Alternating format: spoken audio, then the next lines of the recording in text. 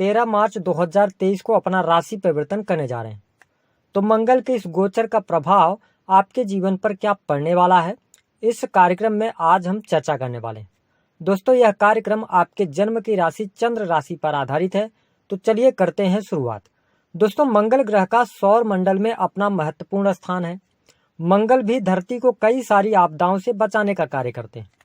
मंगल ग्रह धरती को शनि, राहु और केतु के बुरे प्रभाव से भी बचाता है। मंगल के कारण ही समुद्र में मूंगे की पहाड़ियां जन्म लेती हैं और उसी के कारण प्रकृति में लाल रंग उत्पन्न हुआ है। ठीक इसी प्रकार ज्योतिष शास्त्र में मंगल को ग्रहों का सेनापति कहा जाता है। मंगल मेष और वृश्चिक राशि के स्वामी होते हैं। मंगल मकर राशि में उच्च के और कर्क राशि में नीच के होते हैं।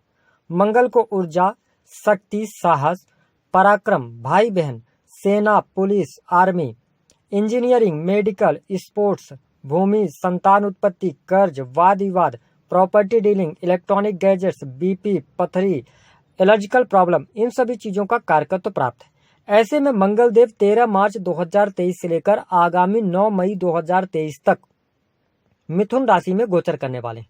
मंगल की 3 दृष्टियां होती हैं। मंगल चौथी, 7वीं और 8वीं दृष्टि से देखते हैं। तो आइए जानते हैं कि आपके लिए किस प्रकार से फल देंगे।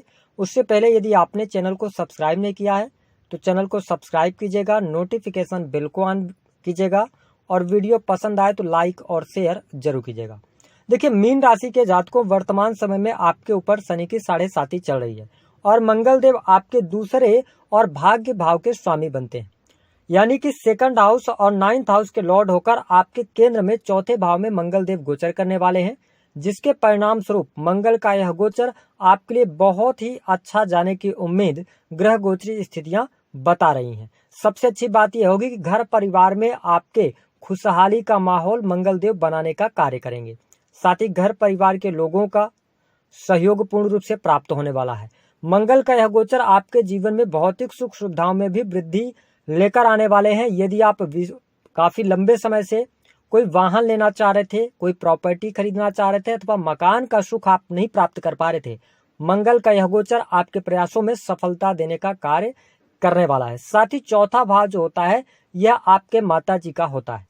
मीन राशि वालों, आपको केवल एक बात का ध्यान रखना है कि माता जी के साथ में बातचीत करते समय थोड़ा सा आपको नम्रता बरतनी चाहिए, जिसके कारण आपके और आपके माता जी के बीच संबंध अच्छे रहें। साथ ही उनको अगर ब्लड से रिलेटेड इशू है तो उसको लेकर सावधानी बरतें। ओवरऑल स्थितियों को अगर हम देखें तो आपके घर परिवार में कोई मांगलिक अथवा शुभ आयोजन होने की संभावनाएं बनती हैं।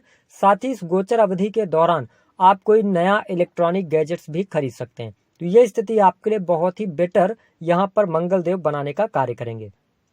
अब देखिए कि मंगल देव की 4थी जो दृष्टि जा रही है वो आपके 7म भाव पर जा रही है, जिसके परिणाम स्वरूप आपके काम कारोबार के लिहाज से मंगल का यह गोचर बहुत अच्छा रहने वाला है। अगर आप बिजनेस कर रहे हैं तो बिजनेस में आपको प्रॉफिट होने की पूर्ण संभावनाएं दिखाई देती हैं। साथ ही यदि आप पार्टनरशिप में कोई कार्य कर रहे हैं उसमें भी आपको अप्रतिम सफलता प्राप्त होती नजर आ रही है। काम कारोबार यदि आपका नहीं चल रहा था, उसमें अड़चने आ रही थी, समस्या आ रही थी, तमाम प्रकार की समस्याओं को यहाँ पर मंगल देव दूर करने का कार्य करेंगे। पार्टनरशिप में यदि आप बिजनेस कर रहे हैं तो आप चीजों को बड़ा ही हम कहें कि स्पष्ट करके चलेंगे तो आपके लिए अच्छा रहेगा।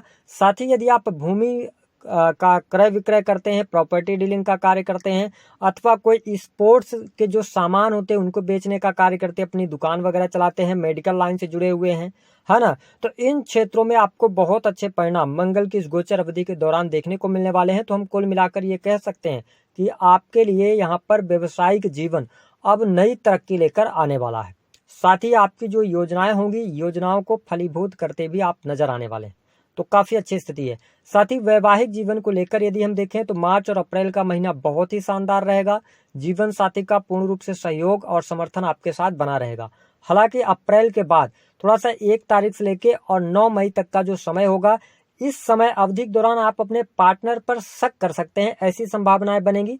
तो पार्टनर के बीच में अगर कोई मिसअंडरस्टैंडिंग हो रही है तो उसको सुलझाने का प्रयास करें, जिससे कि आपके दाम्पत्य जीवन में सुख बना रहे। तो कुल मिलाकर हम वैवाहिक जीवन को भी आपके लिए यहाँ पर अच्छा ही देख पा रहे हैं। साथ ही इस गोचर अवधि के दौरान भाग्य आपका साथ देने वाला है। जो जातक वाणी कंसल्टेंसी से जुड़े कार्य कर रहे हैं, उनके वाणी में तेज देखने को मिल सकता है। साथ ही आप देखें कि मंगल देव चौथे भाव में बैठकर 7वीं दृष्टि आपके कर्म क्षेत्र यानी कि 10वें भाव पर डाल रहे हैं। यह समय अवधि सरकारी क्षेत्र में कार्यरत जातकों के लिए उपलब्धि वाली रहने वाली है, क्योंकि यहाँ पर बड़ी उपलब्धि आपको प्राप्त हो सकती है। सेना पुलिस आर्मी के अंदर है, आपको प्रमोशन हो सकता है, मन चाही जगह पर ट्रांसफर होगा, सैलरी में वृद्धि के योग यहाँ पर काफी अच्छे दिखाई देते हैं।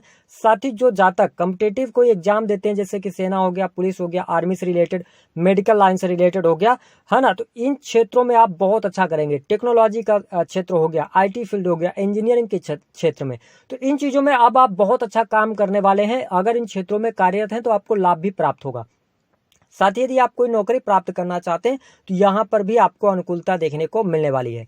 साथ ही आप देखें कि यहाँ पर अगर आप सरकारी ठेकेदार वगैरह हैं, है ना, हम कह सकते हैं कि टेंडर वगैरह अगर लेने का काम आप करते हैं तो यह समय आपके लिए बहुत ही अच्छा रहने वाला है। साथ ही आप देखें कि मंगल देव की उच्च की जो दृष्टि है वो मकर राशि पर आपके 11th हाउस पर पड़ रही है। तो इस समय अवधि के दौरान आपकी महत्वाकांक्षाओं में वृद्धि होगी, यानी कि कहा जाए तो आपके जो सपने होंगे वो थोड़ा सा, उन सपनों के प्रति आप बहुत ज्यादा सजग हो जाएंगे और उन्हें पूरा करने के लिए हर प्रकार के एफर्ट करते नजर आने वाले हैं। और इस समय अवधि के दौरान समय का भी आपको साथ प्राप्त होगा। तो हम ये कह सकते हैं कि आपको लाभ की संभावना भी बहुत अच्छी रहेंगी। सेल्स से, मीडिया से, मार्केटिंग से, कमीशन से जुड़े कार्यों से आप बहुत अच्छा यहाँ पर अर्निंग करने वाले हैं। धन तो अब आपके पास में 100% आने वाला है, क्योंकि ये धन भाव के भी स्वामी बनते हैं और 11th हाउस पर ये दृष्टि डाल रहे हैं। ऐसे में एक से अधिक इनकम आप सोर्सेस आपके डेवलप हो सकते हैं, यानी कि कई जगहों से पैसा आने की संभावनाएं यहाँ पर काफी हद तक दिखाई देती है। साथ ही यदि आपने पिछले समय में कोई इन्वेस्टमेंट किया हुआ था तो आपको यहाँ पर 22 अप्रैल 2023 से पहले काफी अच्छी संभावनाएं देखने को मिल सकती हैं। साथ ही यदि हम प्रेम संबंधों की बात करें तो प्रेम में अनुकूलता अवश्य आपको देखने को मिल रही है, लेकिन प्रेमी प्रेमिकाओं के बीच में छोटी मोटी बात को लेकर वाद विवाद रह सकते हैं। इसके अतिरिक्त यदि देखा जाए तो शिक्षा के क्षेत्र में आपको अच्छी सफलता प्राप्त हो रही है। हालांकि शिक्षा के क्षेत्र में सफलता प्राप्ति के लिए थोड़ा सा कड़ी मेहनत आपको अवश्य करनी पड़ सकती है। इसके साथ ही आपके स्वास्थ्य की यदि हम बात करें तो मंगल देव का यह गोचर स्वास्थ्य के लिहाज से आपके लिए अच्छा रहने वाला है, शुभ रहने वाला है। यहाँ पर कोई समस्या नहीं रहेगी। हाँ, मीन राशि वालों को इस बात का ध्यान रखना है कि मंगल के इस गोचर अवधि के दौरान आप ठंडी चीजों का प्रयोग ज्यादा करें खाने पीने में, तो आपके लिए ज्यादा अच्छा रहेगा। ज्यादा तली भुनी चीजों से बचाव करें, अन्यथा आपको पेट से संबंधित कोई समस्या यहाँ पर उत्पन्न हो सकती है। लेकिन ओवरऑल स्थितियां बहुत अच्छी आपके लिए बन रही हैं। अब हम बात कर लेते हैं कि जो हमारे मीन राशि वाले जातक हैं तो उनको उपाय क्या करना चाहिए। देखिए, मंगल देव को अच्छा करने के लिए सबसे अच्छा उपाय यह है कि आप हनुमान चालीसा का पाठ करें, हनुमान जी की भक्ति करें, उनकी उपासना करें, तो ये बहुत अच्छा रहेगा। साथ ही आप एक काम और कर सकते हैं कि अगर जीवन में मंगल की स्थिति ज्यादा खराब है तो भाई बहनों से वाद विवाद करने से बचें। भाई बहनों को खुश रखेंगे तो आपके मंगल अच्छे रहेंगे। इसके अतिरिक्त आपको जो गुड़ होता है खाने का, है ना, तो वो कम से कम 7 मंगलवार लगातार किसी भी हनुमान मंदिर में जाकर और गरीबों को आप दान करें। इससे भी मंगल आपके अच्छे होंगे। अगर दिक्कत ज्यादा चल रही है तो आप अपने मस्तक पर लाल रंग का टीका भी लगा सकते हैं। अब उन लोगों की बात करते हैं कि किनको संतान की प्राप्ति नहीं होती।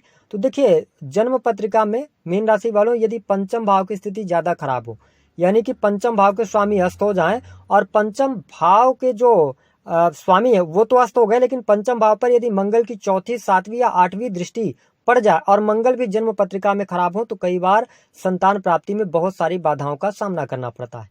यही यदि स्थिति जातिका के पत्रिका में हो जाए, यदि मंगल की दृष्टि पंचम भाव में पड़ जाए और निगेटिव मंगल की दृष्टि पड़े और साथ ही कहीं शनि अथवा राहु की भी दृष्टि पंचम भाव पर पड़ जाए, तो हमने यह भी अनुभव में पाया है कि ऐसे में गर्भक्षय का खतरा बन जाता है, गर्भ ही नहीं ठहरता है, ऐसी स्थिति होती है। या शनि, राहु और मंगल तीनों एक साथ पंचम भाव में बैठ जाएं तो कई बार संतान प्राप्ति के बाद संतान की मृत्यु भी हो जाती है। तो ये 2-3 कंडीशंस रहती हैं। अब आइए हम बात करते हैं कि आप यदि मीन राशि वाले हैं तो आपको एक चीज का किसका ध्यान रखना है। इस समय अवधि के दौरान अपने पैसे को न तो किसी को उधार देना है, न तो किसी से लेना है। तो दी गई जानकारी पसंद आए तो वीडियो को